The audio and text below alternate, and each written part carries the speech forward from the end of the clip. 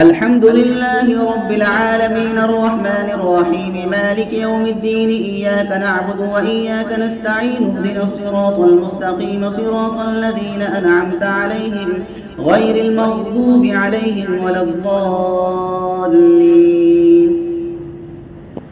نون والقلم وما يسطرون ما أنت بنعمة ربك بمجنون وإن لك لأجر غير ممنون وإنك لعلى خلق عظيم. فستبصر ويبصرون بأيكم المفتون.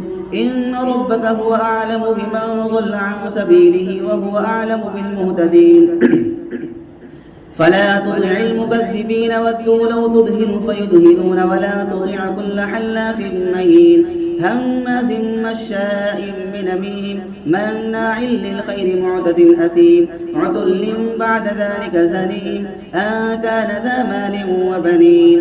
إذا تتلى عليه آياتنا قال أساطير الأولين سنسمه على الخرطوم. إنا بلوناهم كما بلونا أصحاب الجنة إذ أقسموا ليصرمنها مصبحين ولا يستثنون فطاف عليها طائف من ربك وهم نائمون فأصبحت كالثريم فتنادوا مصبحين أن اغدوا على حرثكم إن كنتم صارمين. فانطلقوا وهم يتخافتون ألا يدخلنها اليوم عليكم مسكين وغدوا على حرد قادرين. فلما رأوها قالوا إنا لضالون بل نحن محرومون. قال أوسطهم ألم أقل لكم لولا تسبحون قالوا سبحان ربنا إنا كنا ظالمين. فأقبل بعضهم على بعض يتلاومون قالوا يا ويلنا إنا كنا طاغين عسى ربنا أن يبدلنا خيرا منها إنا إلى ربنا راغبون. كذلك العذاب ولعذاب الآخرة أكبر لو كانوا يعلمون.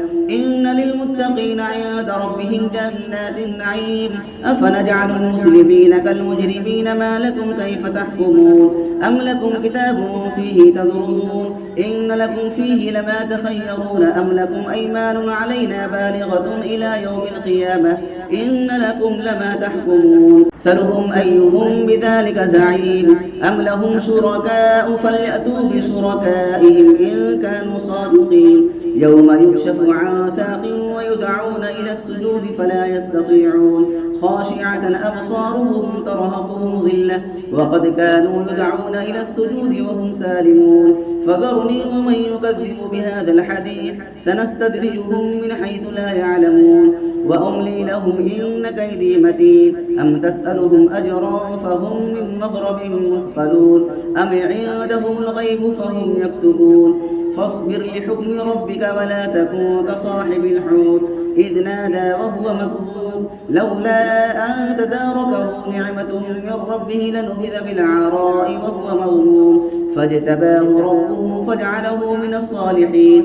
وإن يكاد الذين كفروا ليزلقونك بأبصارهم لما سمعوا الذكر ويقولون إنه لمجنون وما هو إلا ذكر للعالمين.